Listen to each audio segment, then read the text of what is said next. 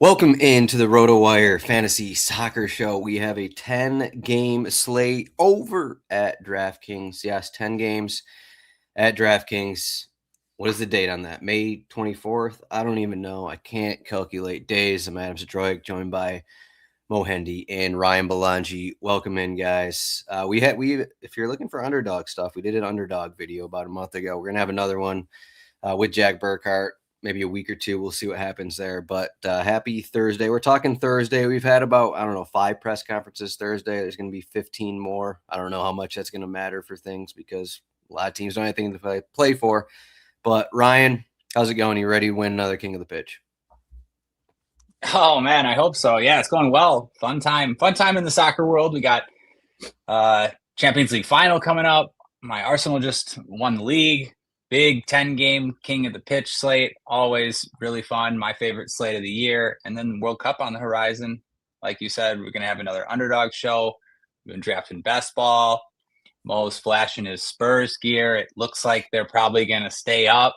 I mean, miraculously.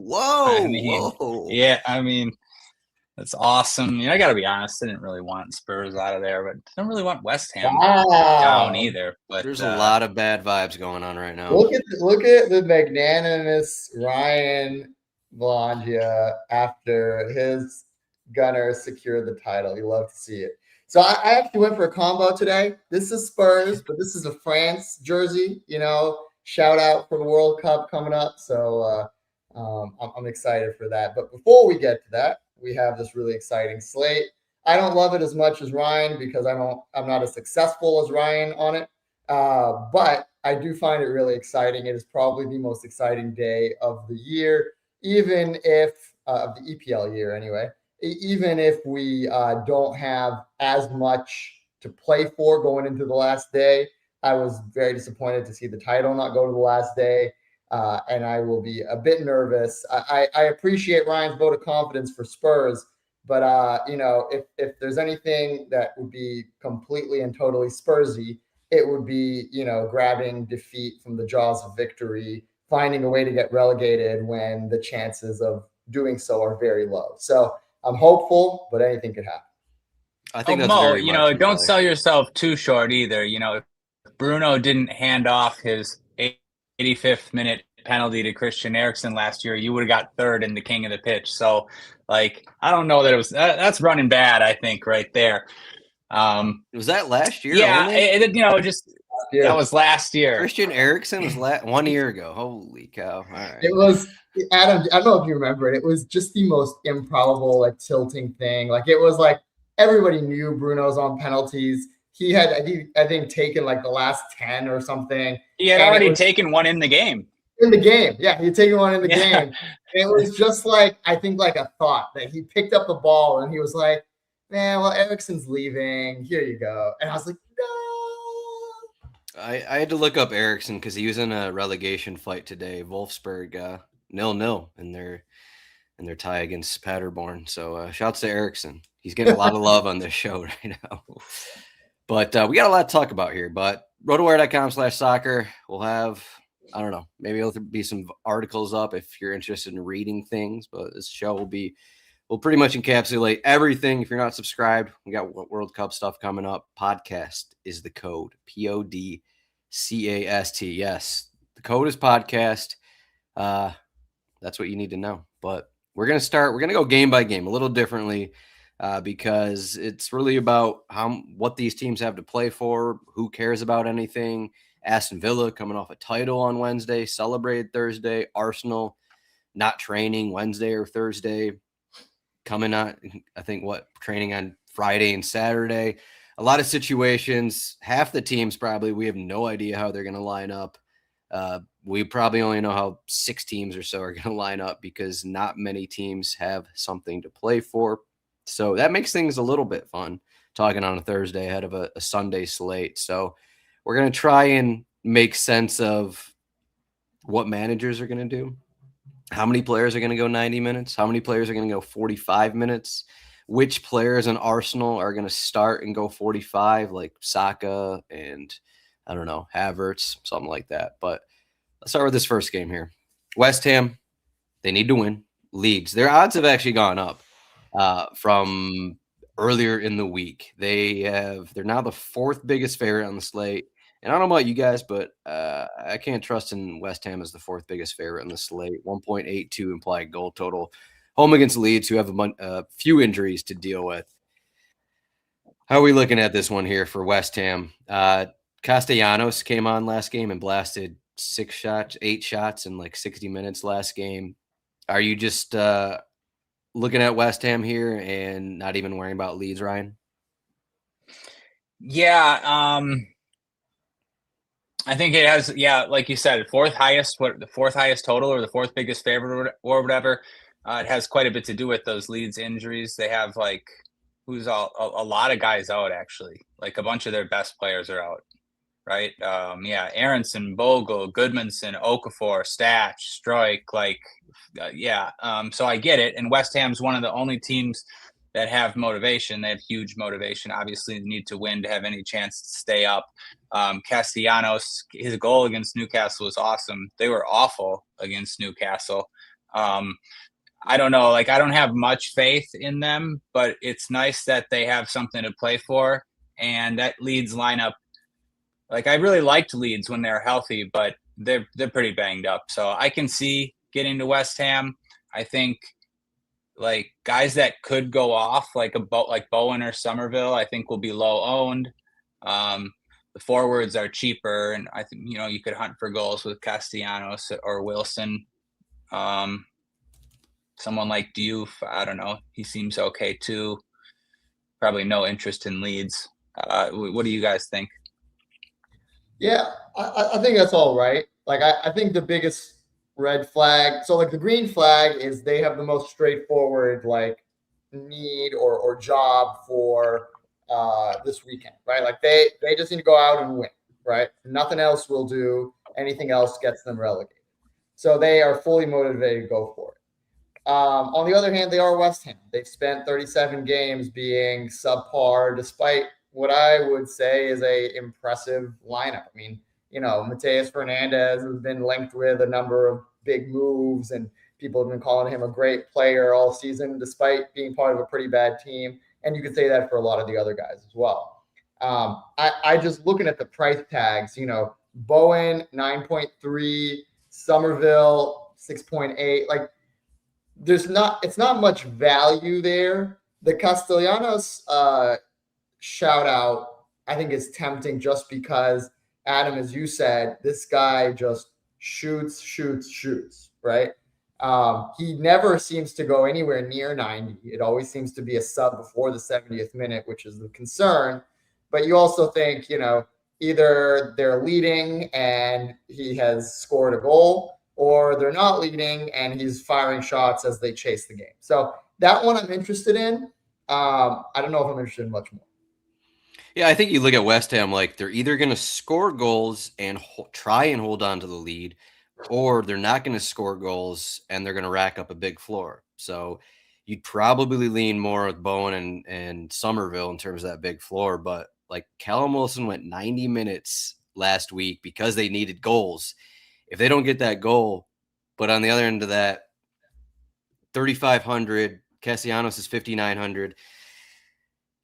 There's brace potential with Callum Wilson. He's just a goal scorer. He's not going to get your floor, but yeah, what's up? You know? Sorry, I do agree. I did not realize he's 3,500. Yeah. This is the first time I've really looked at the slate. I did that on purpose. I wanted to have a fresh take on everything. That's way too cheap. And 90 minutes, wow, they're going to be, he'll probably get some ownership at that. Might play 90 minutes again. I mean, Pablo has just been awful. It's got to be one of the worst signings ever. No goals for West Ham. I don't even think people had heard of him either. That was a weird one. I heard something too recently about how he had the same agent as Nuno, and there's some shady stuff behind that. Anyway, Callum Wilson, 3,500. Wow. Yeah, I think you could play guys who I think Diouf is a good look though. At 4,900, it's pretty cheap. He had 8 crosses in the game against Newcastle. Like you could see a game where he has a 20-point floor because West Ham are just pushing for a goal. Like those are the situations you want on in the game week 38 in the final day where these guys are just racking up crosses, 10 crosses in the final 10 minutes of a game. We've seen that so many times when teams push for goals. So that's a situation where you're not really paying the 9,300 for a Jared Bowen. You're paying, 5K range for a defender, which isn't bad for a guy who's probably going to get a 10-point floor almost no matter what happens in this game. So kind of like Diouf there. We'll see how the rest of that lineup actually looks. Spurs home against Everton. They are also similarly one of the bigger favorites on the slate. They actually have their implied total is a little smaller than West Ham's 1.71. Everton, unfortunately for me, aren't going to finish top 10 because they've kind of fallen apart to close the season. About a 50% chance to win this game. They don't really have any other options to start because everyone's injured.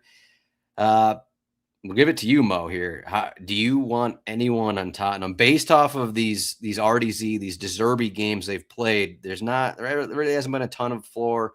It's been pretty defensive games, pretty low key games where each team's getting like 10 shots and one team's going to score, one team won't, kind of a thing. Yeah, no, I think that's all fair and that's all right. Ryan already knows this. I want, you guys know that clip, the NBA clip where it's like, I want Iguodala, the equivalent for me is I want Pedro Porro, like I want the best right back in the world, the guy who in any sort of danger is going to just whip. It's 6.6. It's not cheap. It's a 10-game slate. That's a lot of salary to allocate. But at the same time, when the team is either drawing or losing, that's what the ball is going to go. It's just going to go out to him out wide, and he's just going to be putting cross in after cross. So the upside is massive. The floor is pretty good. It's going to be very hard to move me off Pedro Porro. And then I think Tell is also going to be someone of interest. I mean, that one's a little bit of a riskier play because he's 8K, he's volatile, he's the reason why we are still in this position and not safe yet. It's not. I mean, look, his goal almost took us out, and then his penalty conceded put us back in. So, that's what you're talking about. Okay, yeah. Yeah. No, I'm not blaming him for the whole season. I'm blaming just for that one game. But he is on sets. The role fluctuates, but he isn't mostly on sets. He has a pretty good floor. He has improved his gameplay in recent weeks. He's interesting to me too.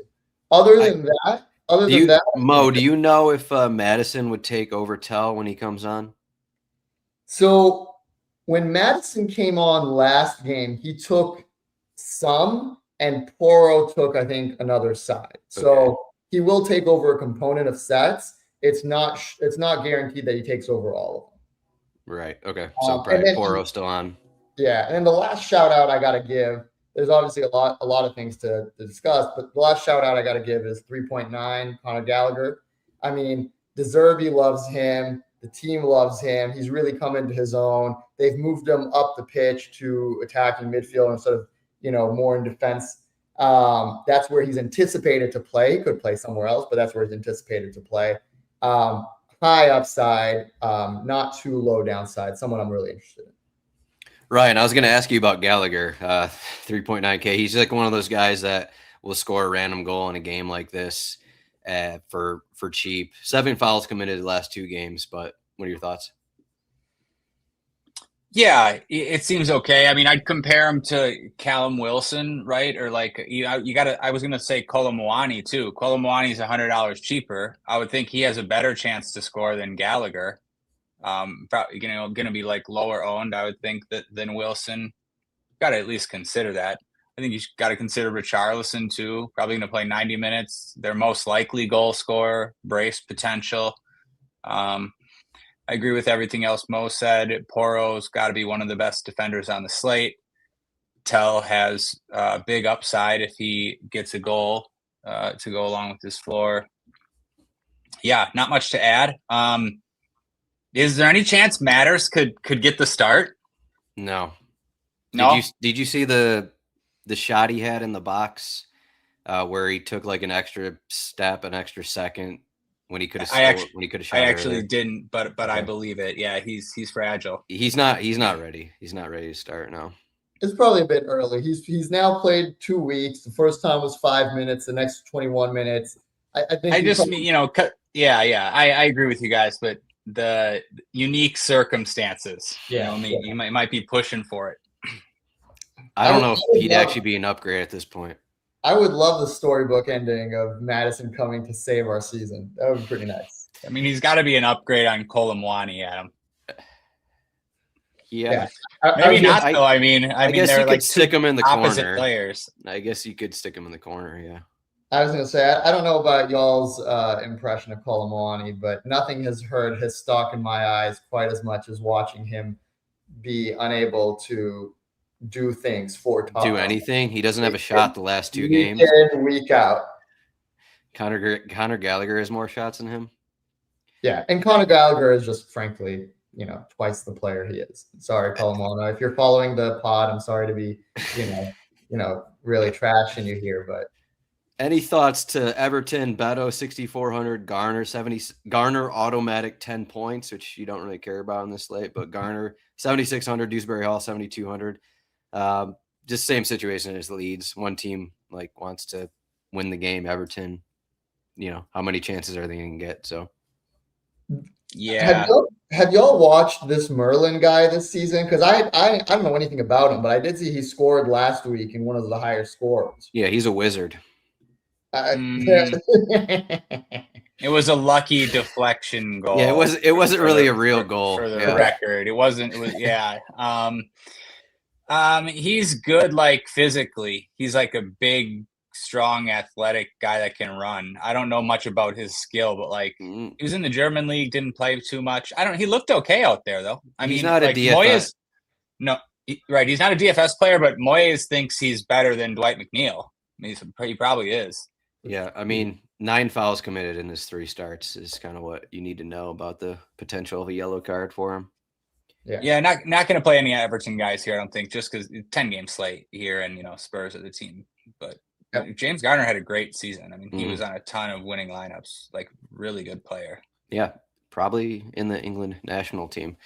The next game here, I just want to say I haven't said it yet. Just because a team needs to win doesn't mean they're going to win. We have Chelsea going to Sunderland in this game. Sunderland not really playing for anything, but fighting for the top half of the table. Good season for them. They're at home. This is their goodbye here for the season. Home finale. I don't think they're going to really change up too many things, so you never know if Labrie what he does. But this has been a pretty standard lineup that he's been using the final month or so of the season. My guy Lafie, I'll give a shout to him. But how are you guys looking at this one for Chelsea? Yeah, I just wanted to throw a few things about the game. Sunderland, if they win, finish above Chelsea. And that's big news around Sunderland. I've seen a bunch of stuff about that. And Chelsea, on the other hand, what do they can still make Conference League, right, Adam? Is that what you were saying? I've heard also that they don't want to torture their fans and their team by being in the Conference League again. So I don't really know what's going to happen with this game. I could see they could lose on purpose, is what you're saying. I don't know. Look, they haven't been very good. Is João Pedro going to play? I don't know. I don't really want a part of Chelsea here. I think Sunderland are a little bit more motivated. Last home game, can finish in the top 10. It's been a great season. I'm I don't know. Chelsea are a dead team. Not playing for Xabi Alonso. I forgot about that. Is he going to be on the touchline? I saw he's taken over in July or something. Oh, then, yeah. Chelsea are a dead team. Take your chance with them if you want. I guess, looking at it, Reece James is probably defenders not the greatest after Porro. Reece James definitely has upside, splitting sets and if he gets a goal or an assist. But other than that, I don't really want any part of Chelsea. Does Palmer react to his exclusion from the England squad by scoring a hat trick and that was a terrible mistake?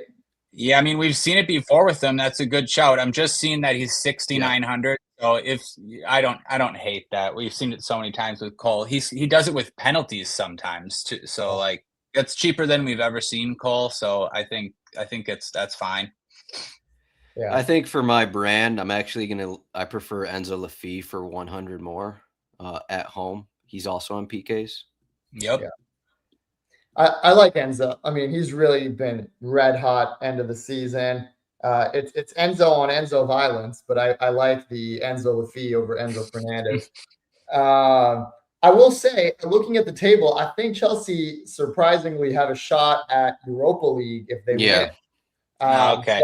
So if Aston Villa finish fifth, that's what it is. Yeah, and it's not really. Oh, my bad. That's like big. Then they like have big motivation then, kind of. Yeah. No, I'm not kidding. Yeah, I think the Europa League is a fun thing. You can always backdoor into the Champions League if you win it. That means something, you know. So I don't know if that's going to motivate them to like get up for the game, and I don't think Sunderland is going to be an easy match in any way. But you know, something to think about. Yeah, I mean, so yeah, I guess. Yeah, Chelsea, I don't know. They maybe I was a little too hard. They should win. The prices are cheaper. They've played okay in recent weeks. I mean, they were better than Spurs. They dominated Leeds in that cup final. Like they have the players to do it. Yeah, Garnacho 9,700. He's the lock if he starts. I think that's my biggest issue is that there's no value. There's like prices that are not too bad. Like Palmer at 6.9 is not too bad. Like it might be 1,000 off of his like true value on a good day, but those are still a lot to pay for. He's the only value with Chelsea. Yeah, that's still a lot to pay for a team that has not much motivation. Yeah, I think another situation where Sunderland final 20 minutes, maybe it's 1-1 or still 0-0, and Chelsea would be the team that's probably pushing more, racking up corners and crosses. That would probably be the thing. They are 47% chance to win. Their implied total is just below Tottenham's, and their clean sheet percentage is just below Tottenham's as well. So next game we're talking about, Nottingham Forest are home against Bournemouth. This is a pretty interesting one. Bournemouth are just pretty much level here with Chelsea in terms of win percentage. Their implied total is 1.8, kind of in that West Ham range. But speaking of the table, so Bournemouth do still have a chance of Premier League here, because if they lose this game, they would be at the risk of Brighton winning their game, and Brighton finishing 6th, Bournemouth finishing 7th. And again, the 6th place team could be in Champions League. So there's still a chance Bournemouth could be in Champions League, but they need at least a point from this game.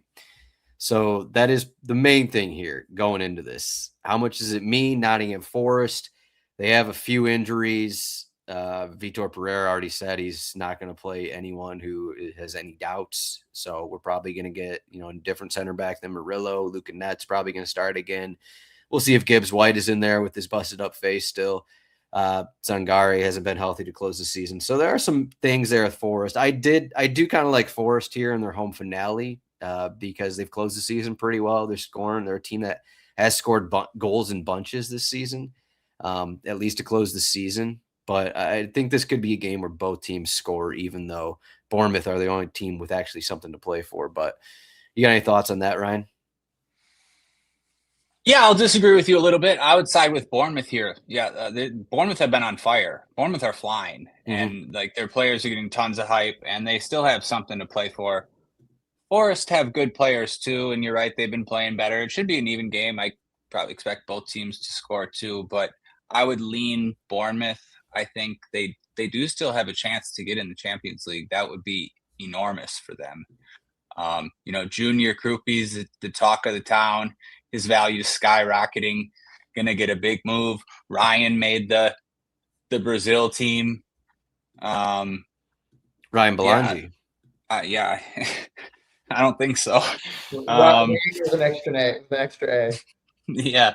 I don't know. I don't know how much interest I have in it. Actually, I do have some interest. I have some interest in the cheap guys, like you mentioned. I don't know if you said it on the podcast yet, but the Forest guys look pretty good in projections because they're all cheap. That makes sense. Home finale, and Bournemouth. Some of the prices like Krupi 5,500, Evan Nielsen 4,500. Yeah, I guess really you could play any of the players. I think they'll be low owned, and they have upside for those prices.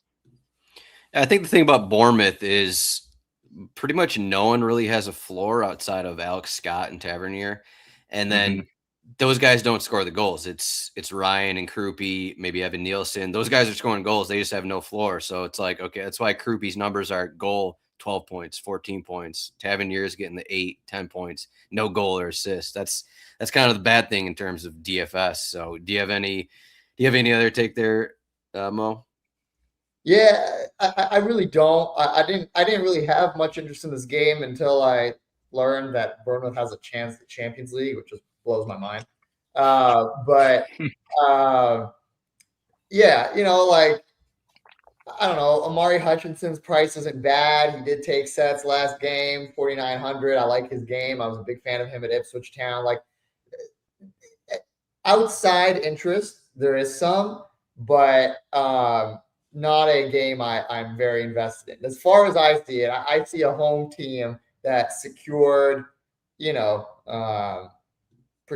safety from relegation, a couple games ago, and it's just relieved and it's just waiting for next season. So, like you said, the last day doesn't always play out according to narratives, but with like nothing at stake here for Nottingham, and with Bournemouth not really being a floor team that's really going to be pushing for much, I'm not super interested in anyone here. So you're not putting Chris Wood 3,500 into the Colomwani camp then? The problem is Colomwani's not in my camp in the first place. I understand. Like no one loves a cheap high upside play more than me, but like Colomwani, I feel is a total miss. Chris Wood is definitely above Colomwani, but that's not saying much. Yeah. Yeah, we'll see what the lamps look like. I haven't decided if Forrest does. I didn't see he was 3,500. That's, Yeah. he's on Pens, I think, too. Pens is one of those guys who has brace upside. So yeah. Is Nico still taking sets, or is Anderson back on him? I didn't see. Do we know? It was spread last game. It was spread through everyone. Hutchinson took 3. Anderson took 1, Nico took 1. Like everybody got a piece of the pie. Okay. Yeah, Nico's 5,900, so it's not. Nico's pretty playable for 5,900. Maybe. I think. I kind of like Diouf for 1K cheaper in a must-win spot. Yeah, I like Diouf too. Yeah. I mean, I just, Yeah, if there's like a couple changes in here, like maybe Gibbs White or Anderson or Sangare, one of those guys doesn't start, and it's I don't know, Bakwe and Dan and Doyle or something like that, then I'll probably just fade this completely like Mo. But we'll see if they line up their A squad. I'll be a little more interested. Adam, behind the curtain, you were telling us in the super exclusive special Adam projections, a few Nottingham players were popping up. Who are those? Got to be Hutch. It's Sells, Nets, Milenkovic, Cunha, Nico Williams, Gibbs White, the whole team. Yeah, I mean Hutchinson's 4,900. Elliot Anderson also, if you give him 90 minutes, he still pops up in there. Luca Nets, I guess we haven't mentioned him, but because he is he's 3,500, I think. He's 3,300. He's a fullback here. I mean, you look at his recent numbers, not great, but he is a fullback. That's 3,300, which is what a lot of people look for on a big slate like this. Maybe you can get 5 to 8 to 10 points from a 3K fullback. That's the one thing that you can spot. So yeah, and Anderson's cheap. He could smash at that price if he took sets and played 90 minutes. I mean, we saw it. He got the game against United, like 24 points with a couple assists. I mean, Gibbs White had the goal, had 24 points. Like It's not, amazing. Yeah. I think Nets also started in midfield last time, or like left wing one of the last 2 games. I don't know. The game I was watching, he was playing in the midfield. I forget what game that was. You'll have to figure that out. Yeah. The next game, probably maybe the one game everyone wants us to talk about here, because Manchester City have an implied total 0.7 above everyone else's. It went down after they lost. They lost its chance at a title, and then it went back up after Aston Villa won.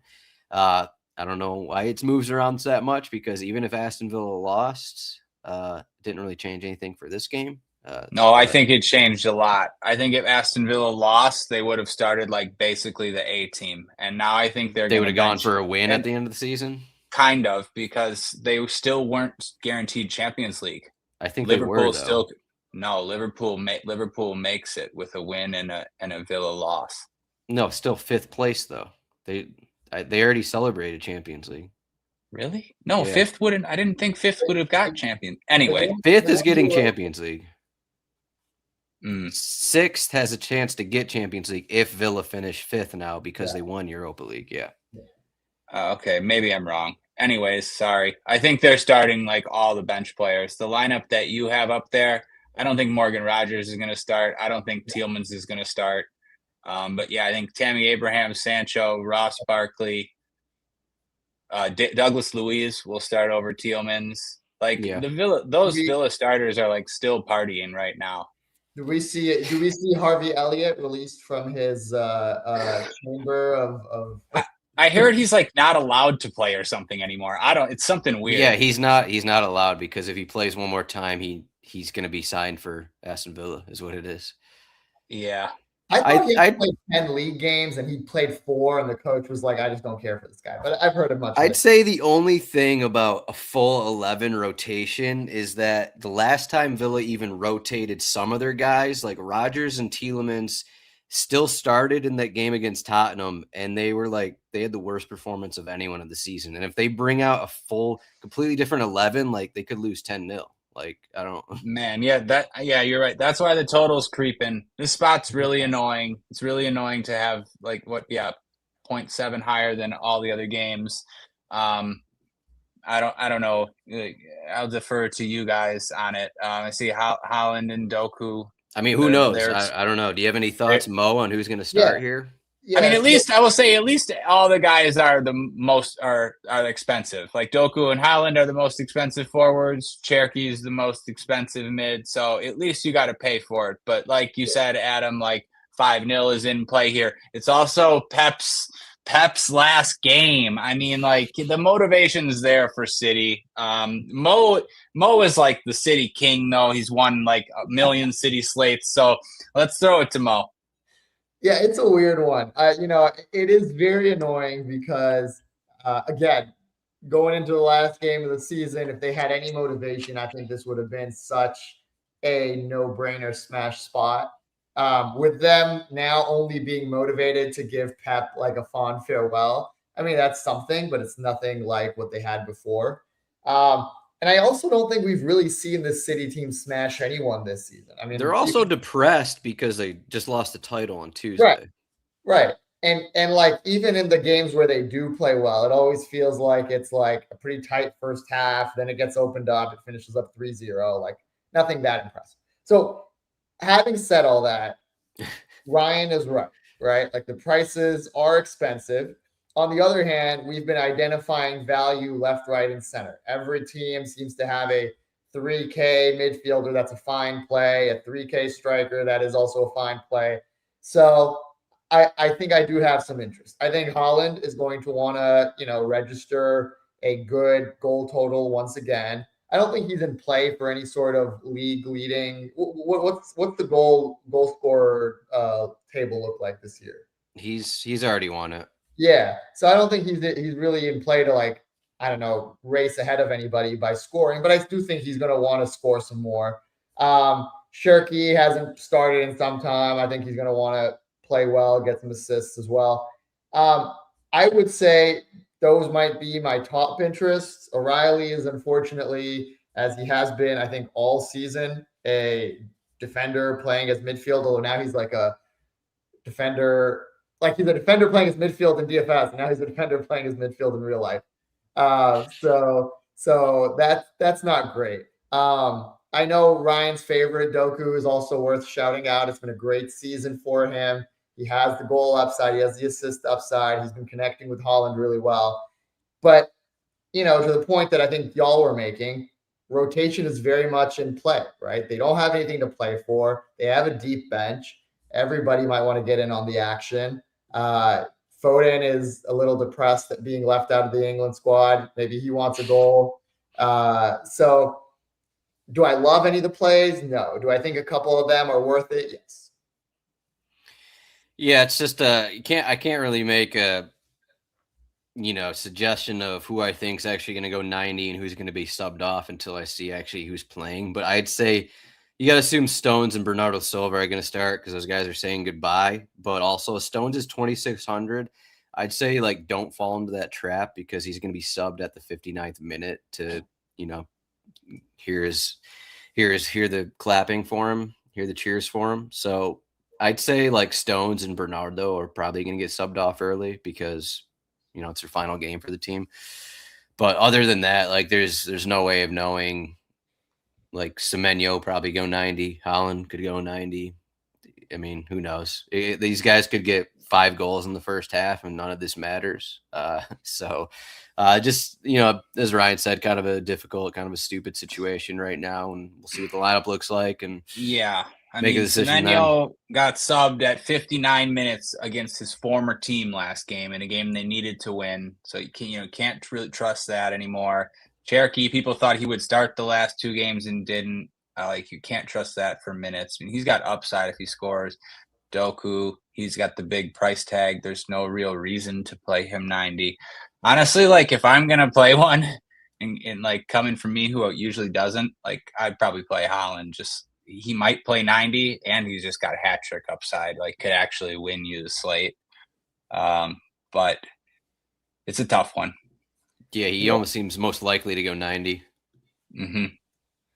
One that I'll give a brief shout out to. I didn't realize Gavardiol was 3,400. He also hasn't played in a really long time, and he didn't go. He started 2 games ago, I think. Yeah, and he played 58 minutes, and then not much after that. So, and it was the 3.6 point total. So the floor with Gavardiol is never that high. He's he can easily revert to being a center back that isn't doing much else.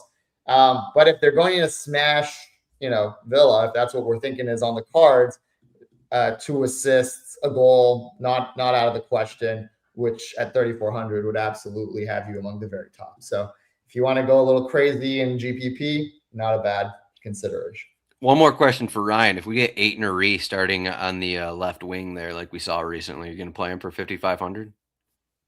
Dude, that's such a sore spot for me. I was just going to say, man, he so much money he cost me, and he was a good play. He was in the front 3 that game. He almost scored in the 5th minute. He hit the net or the outside of the net with that right-footed shot, and then he stayed on and played 90 you thought he would. At least I thought he would, but nope, didn't matter. Everyone else got in on the action. Savinho scored the biggest miracle of a goal I've ever seen after not leaving the sideline for the entire game. He just stood there the whole game.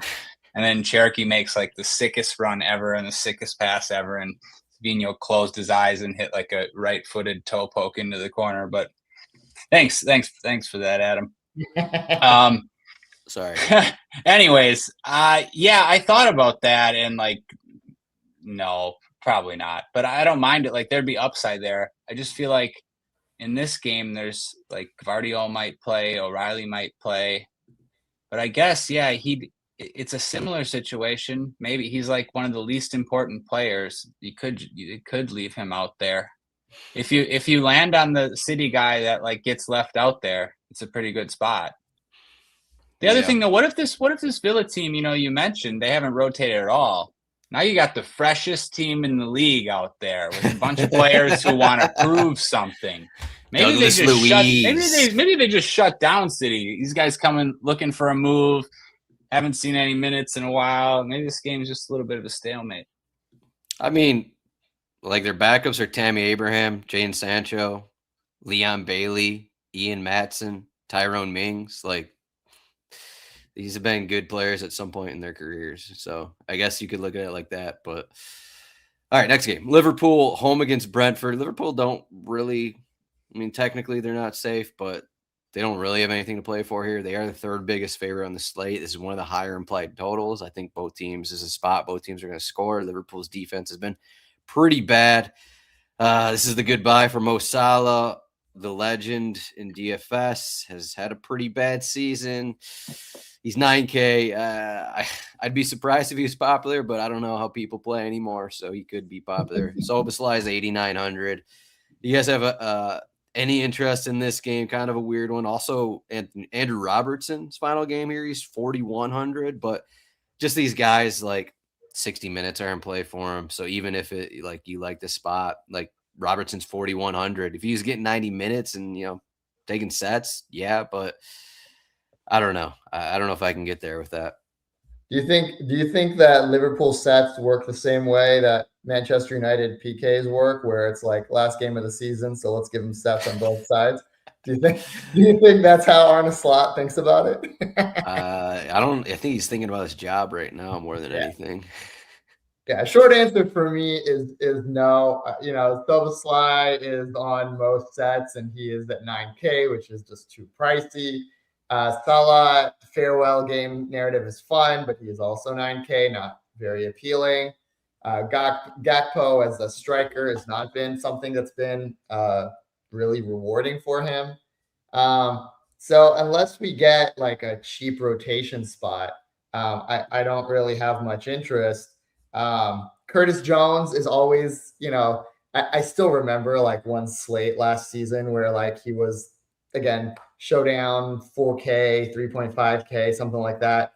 And, not a high floor guy or anything. And he came up with a brace and everyone played him. And I was like, well, I'm dead. So that's definitely live here, right? He always kind of ends up in the spots where it's perfect for a layoff, perfect for a goal. Brentford has not been good recently. I made the mistake of going with Igor Thiago in the last game and watching him just whiff chance after chance. And nothing about how they're playing right now inspires me. So I think Liverpool could get a result here, and I wouldn't feel bad about going for a cheap piece like Curtis Jones. But as to the main strikers and so on, the main attackers, not much interest.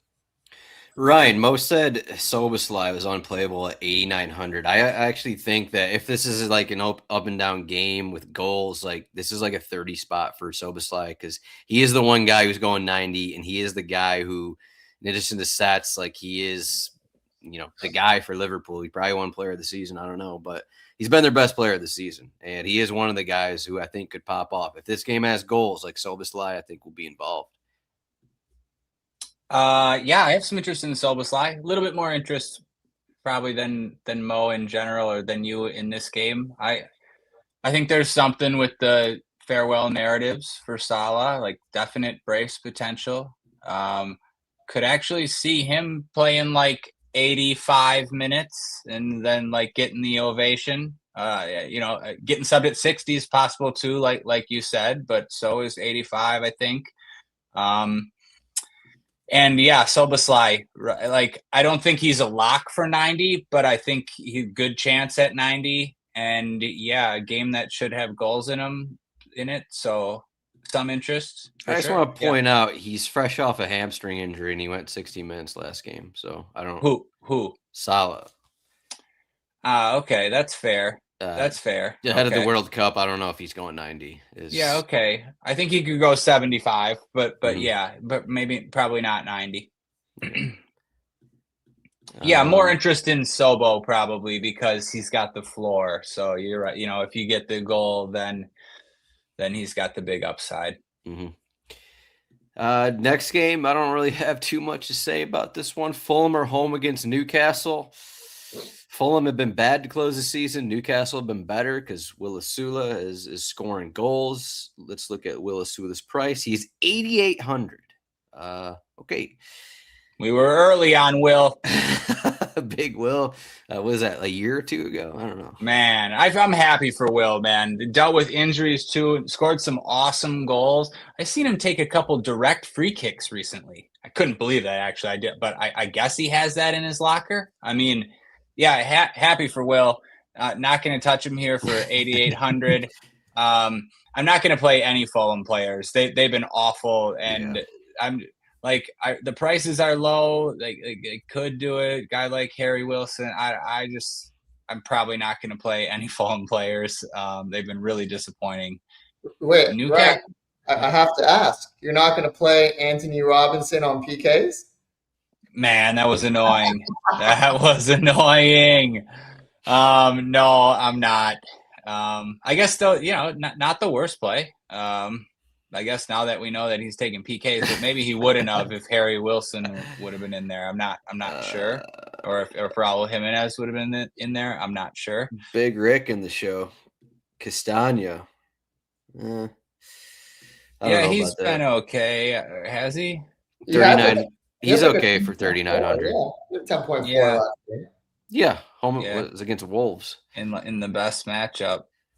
Yeah, I'd say I won't even look at Trippier.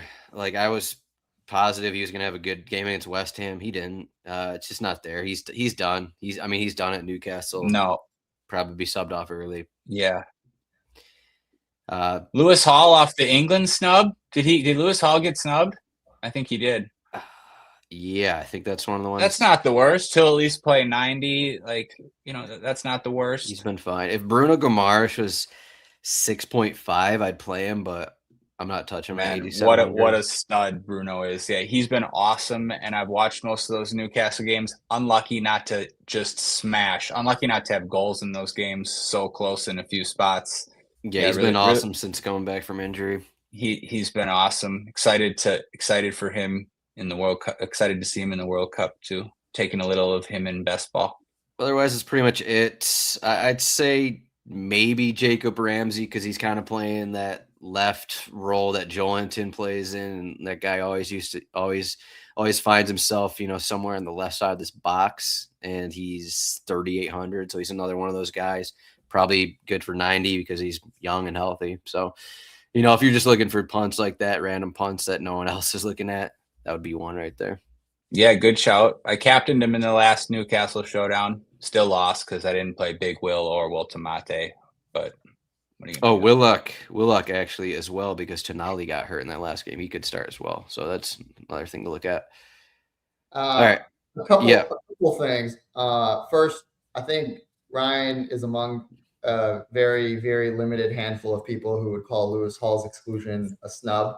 I mean, a guy was on the outside. I mean, because he has a great floor in DFS does not mean... Man, can I just say, Lewis Hall put Lamine Yamal in his pocket. Two of the most impressive performances you will ever see. When according Newcastle to Twitter, Barcelona. England had 20 snubs. Oh, God. Well, part of it, too, is he's better than Luke Shaw. They don't really have a left back. Their only left back is O'Reilly, like Adam said, who's kind of a midfielder and up and coming. They might take Tino Livramento as the backup left back. So, they just don't really have anybody.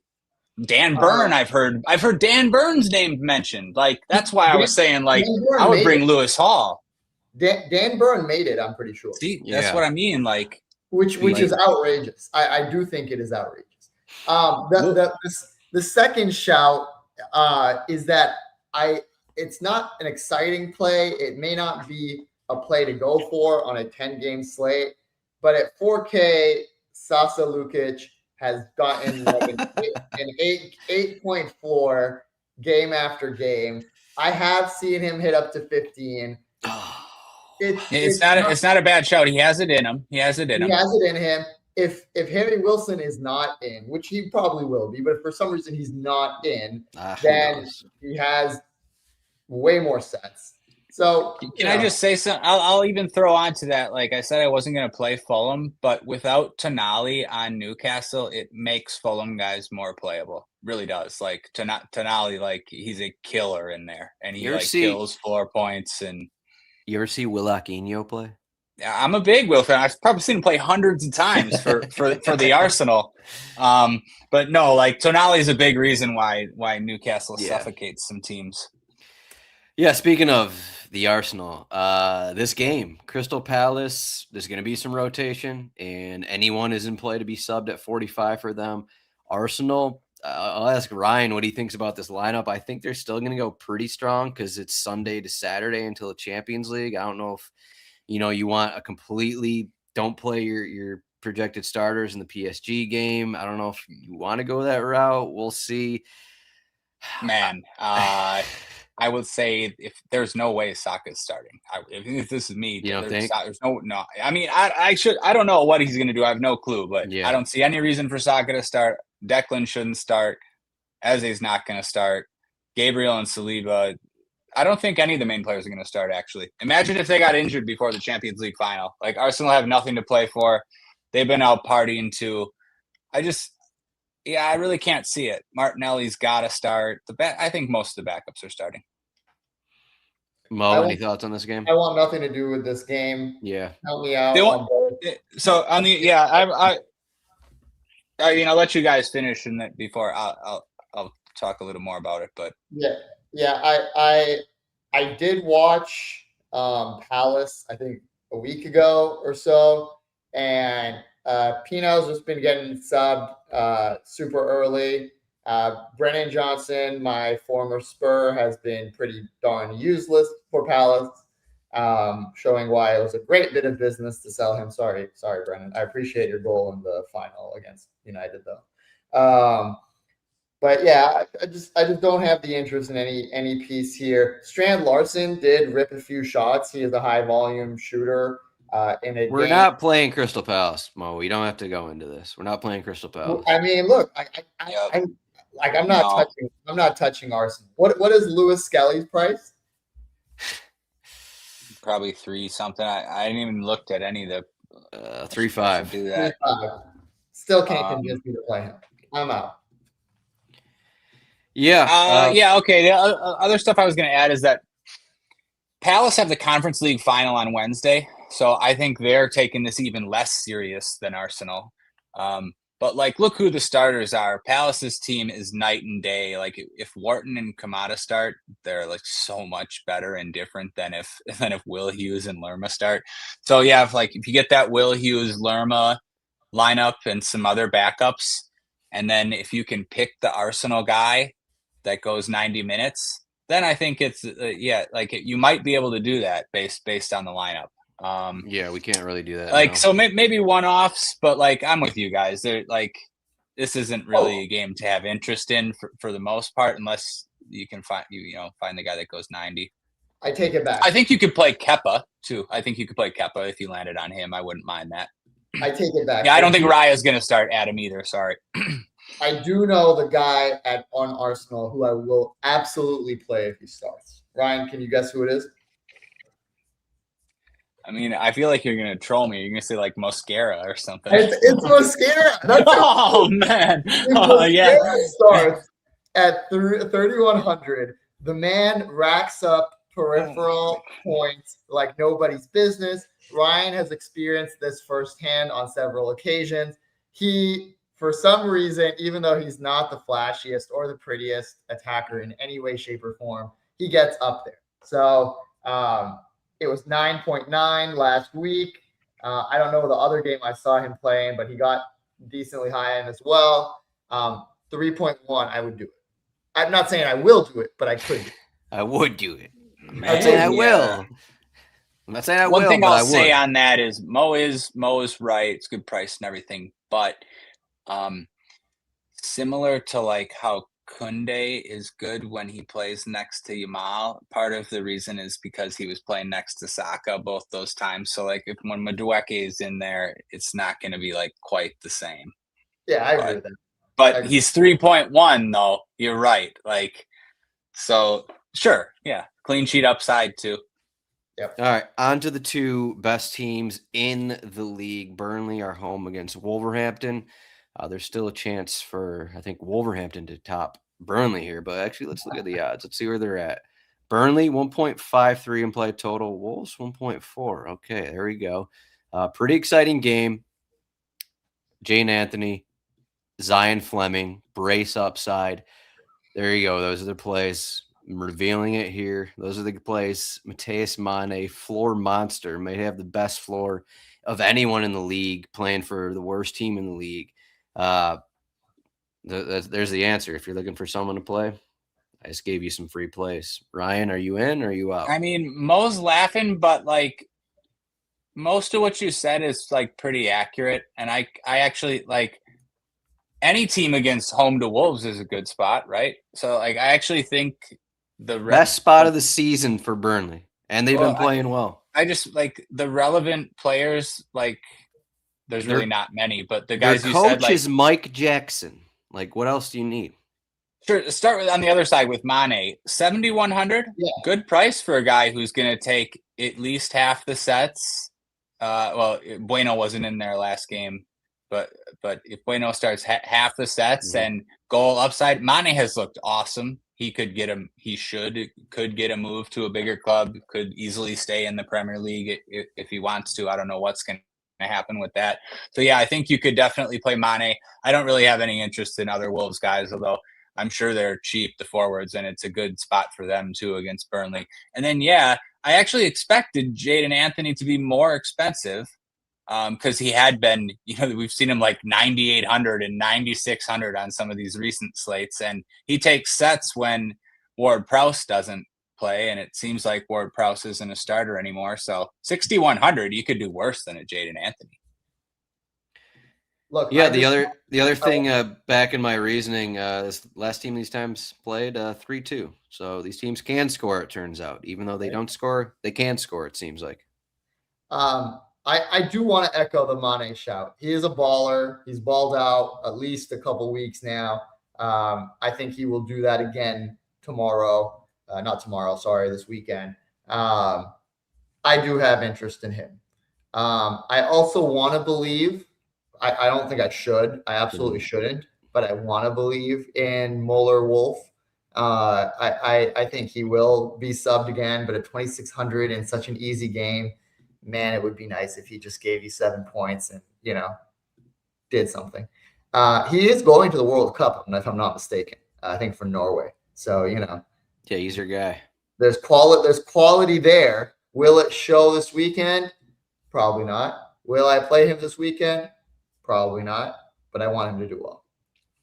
And I guess, yeah, it's a good shout. And Perez 3,900 could actually take a set or two as well. Yeah, I was going to mention Perez. Yeah, I should have. He had been a popular DFS play much earlier in the year, fell off a while. But then now without Ward-Prowse and with this matchup and with his price down, like he's another one for 3,900 that you wouldn't be like he could take 3 corners in this spot.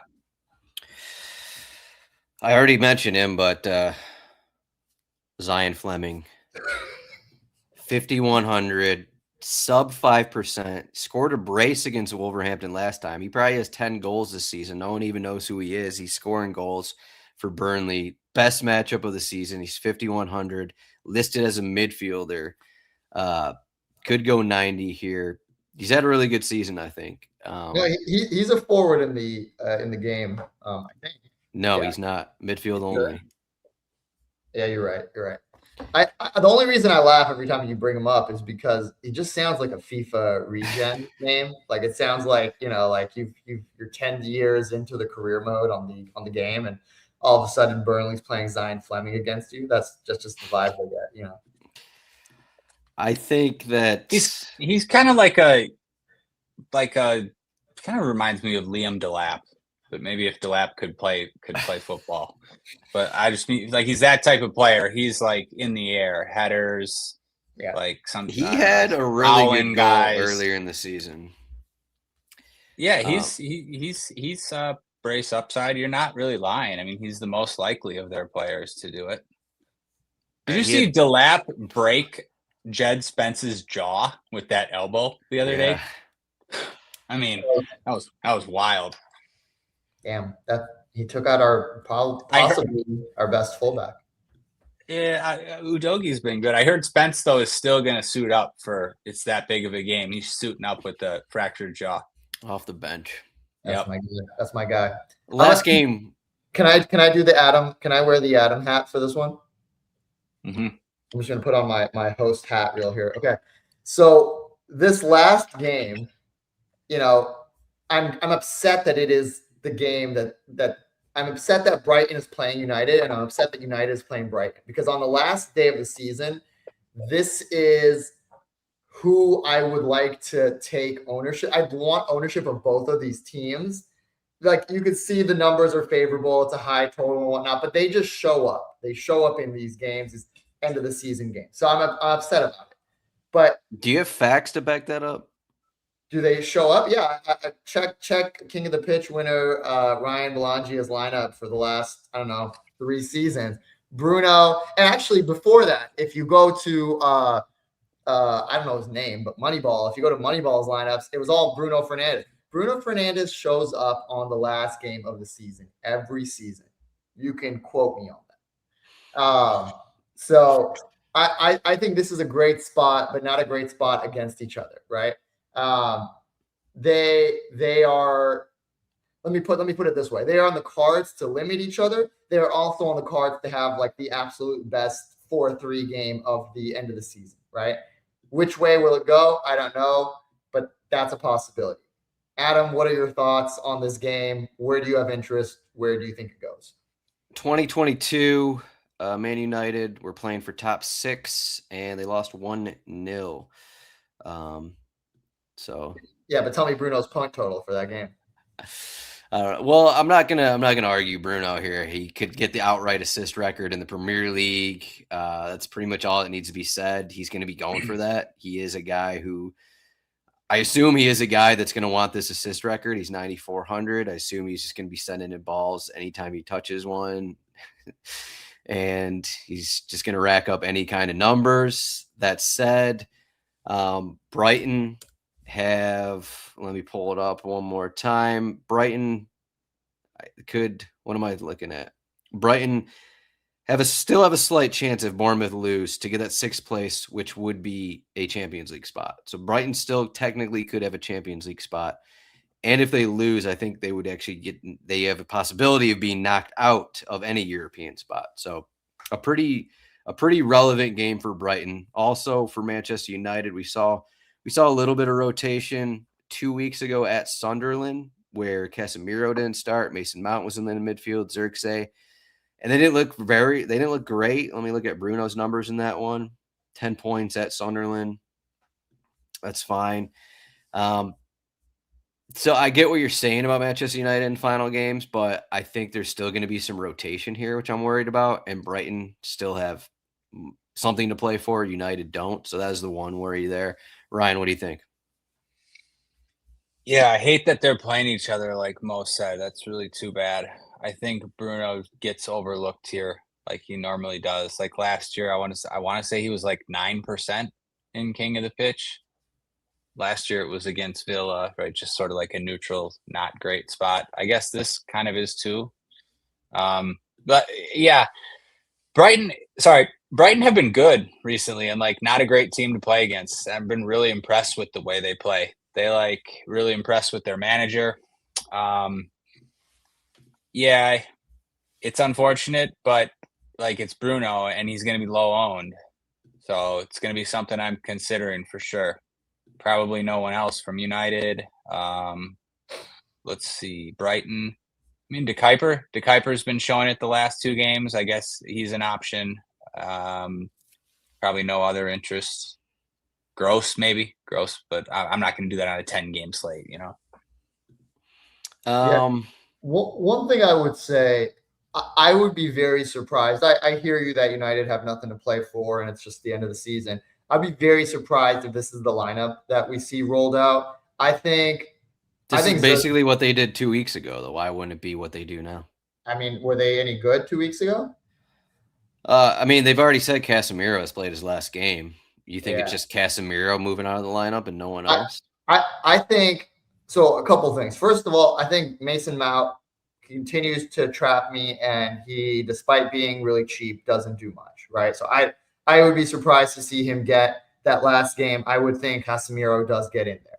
It's already been said he's not playing. He's not Casemiro's playing. out. He's out. But Yeah. I don't know that it would be Mount. And then the second thing, even if it is Mount, like that's fine. I just don't think they go with Xerxes up front. They do not play well with him. They don't get results with him. They are much better if they just stick Cunha up front and Buemo up front and just play with basically no striker. I don't see Diallo out. Are we suspecting that he just comes off the bench? Is that what's going on there? Yeah. Okay. So I could see him coming instead and work it that way.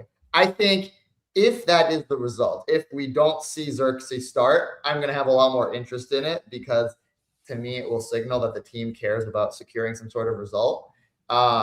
If we do see Xerxes start, that may be enough to move me off of even Bruno for the last day. Yeah, I think the Old Trafford game was kind of their swan song for the season. But all I would say is, like, I think they only care about Bruno getting the assist is what I think they care about in this game. Yeah, and Mo, if Xerxes starts, it would probably mean like a little more forced crosses from Bruno too. So I wouldn't like forced crosses that maybe generate a shot assist but have no chance at generating an assist. Right. Just like, he's not going to really cross to Mbomo or Cunha in some spots where he would cross to Xerxes. That's fair. Also, although, sorry, Adam, this just occurred to me. Harry Maguire, fresh off the England snub. He wants that goal.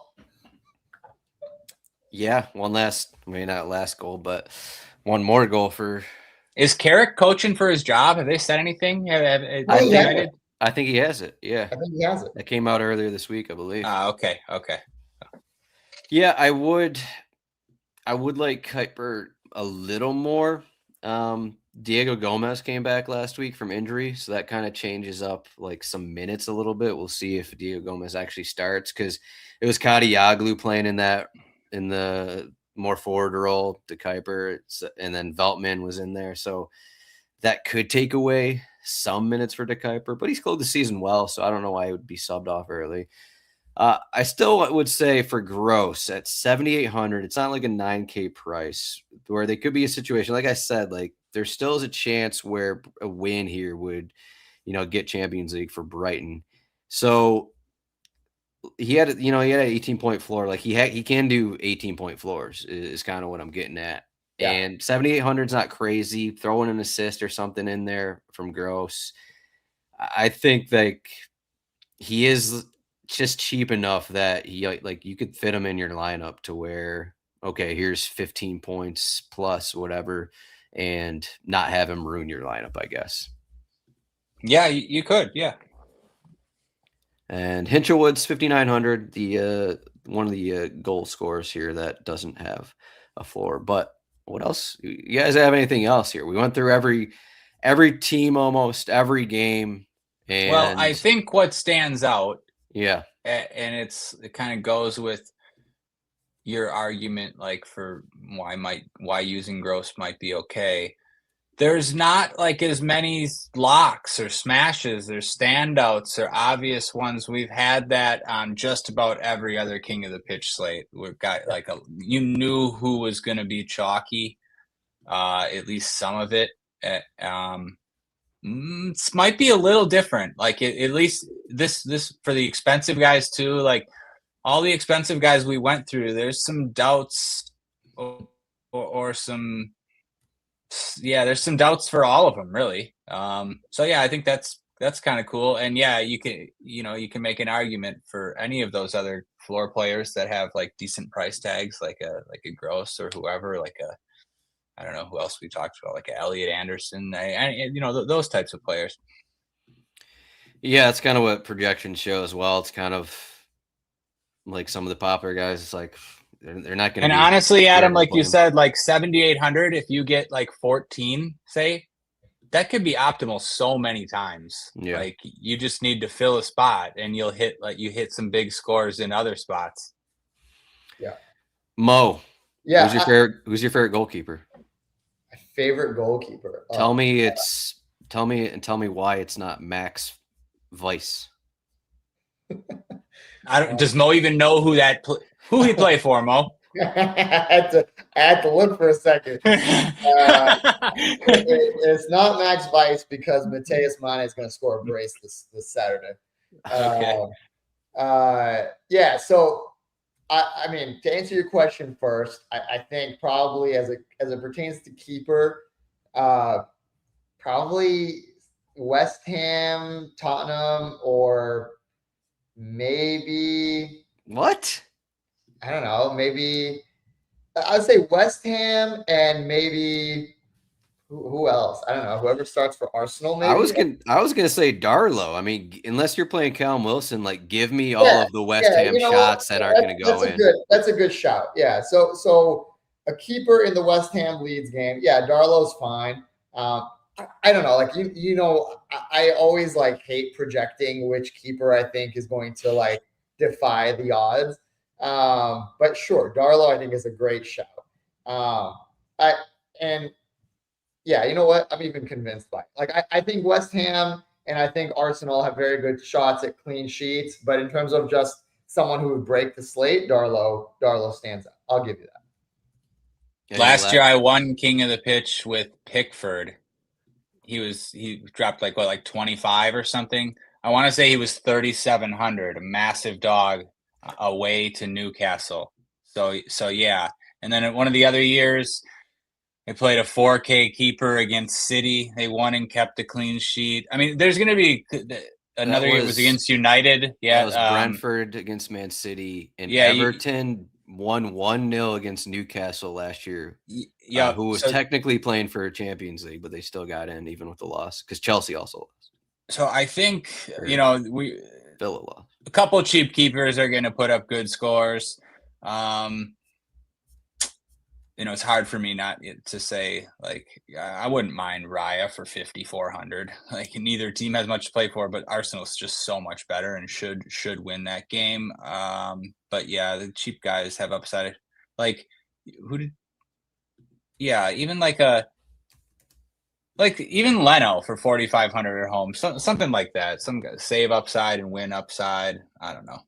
Any last thoughts, Mo? Yeah, I was going to say, aside from Palace and Burnley, I like someone on every home team. And I think, like Ryan said, there's a lot of different ways to go. I think guys who I had initially ruled out, like Elliot Anderson or Szoboszlai, you guys talked me into saying, no, they should probably be at least in the pool.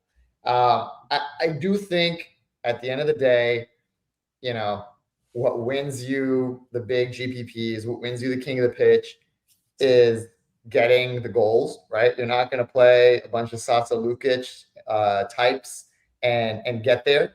So you're going to have to take some risks. The good thing is I think this slate has plenty of high upside cheap players, right? The Callum Wilsons that we've mentioned, the Conor Gallagher. Every time I say Conor, I want to say McGregor, but Conor Gallagher. So I think there is plenty to support those high upside plays. I continue to be drawn to Bruno. I think that if the lineup comes up the way I want it, that's very likely where I'll go.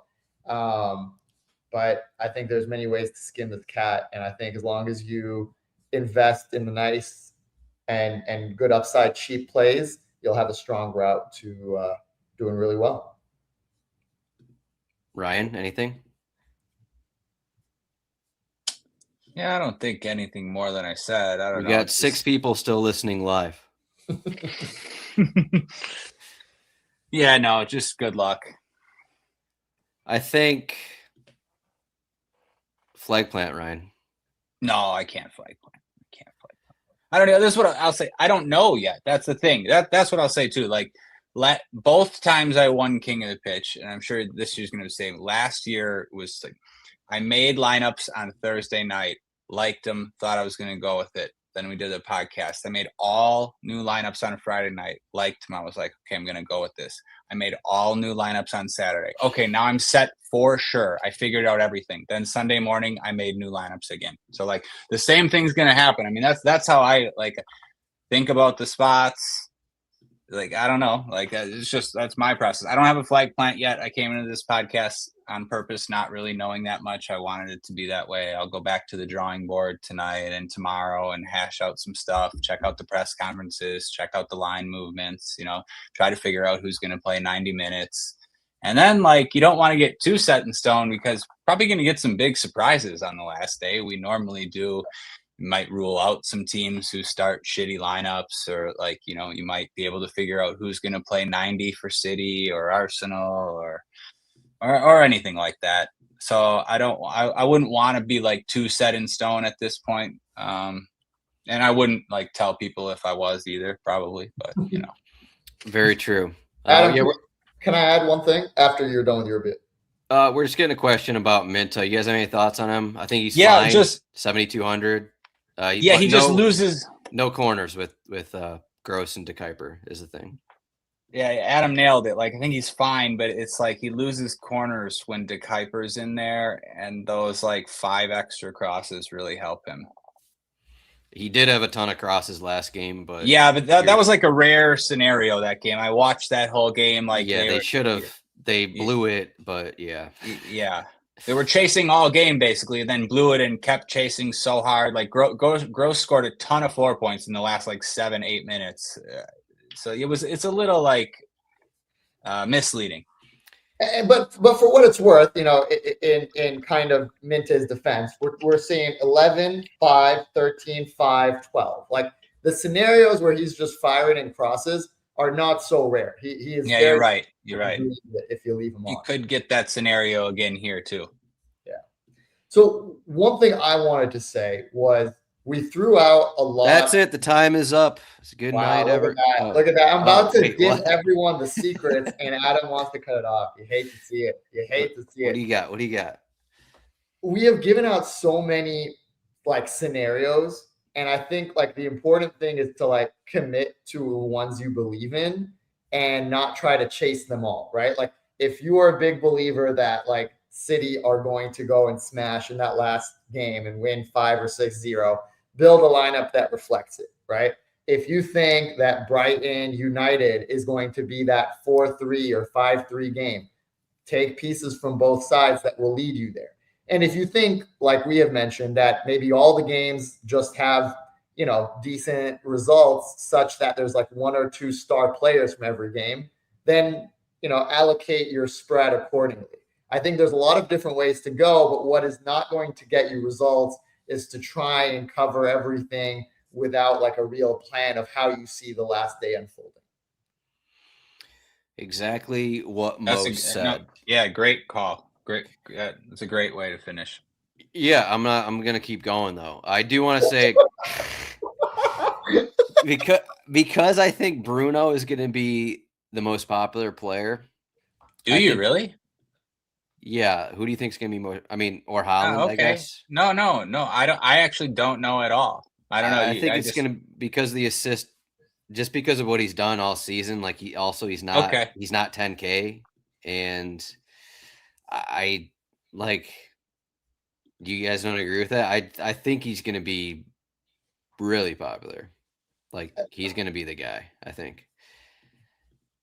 I don't know. You could be right. I really don't know. Well, I was going to say because of that, Szoboszlai is at a similar price, slightly a little cheaper. To move off of Bruno, I like Szoboszlai right in that range, just to get someone else who also has similar floor, similar upside right there. I think it's a good shot. Yeah. Otherwise, Fleming is my guy. That's what I'm ending the show on. Fleming brace, 2 braces against Wolverhampton this season. So shouts to Zion. But we got the World Cup coming up. RotoWire.com/soccer. Again, we have underdog shows, podcast, code, all of this. We're going to have, we stopped doing, constant shows this season. We're going to be back for World Cup shows, or at least for some. I don't know what the exact schedule is yet. Maybe, I don't know. I haven't talked to Andrew Laird in a month about doing shows. He said he might, jump on some shows with Ryan. We'll see if he actually does it or not. But we're going to have shows. We're going to have content. It's going to be there. So stay tuned, subscribe, like this video helps And you'll probably be seeing these guys. So thanks to Mo, thanks to Ryan, and thank you to the listener. Good luck on this one. Good luck in King of the Pitch. Hopefully we get another RotoWire King of the Pitch winner. How about that? Love it. Good luck, Let's everybody. do it. Good luck, y'all.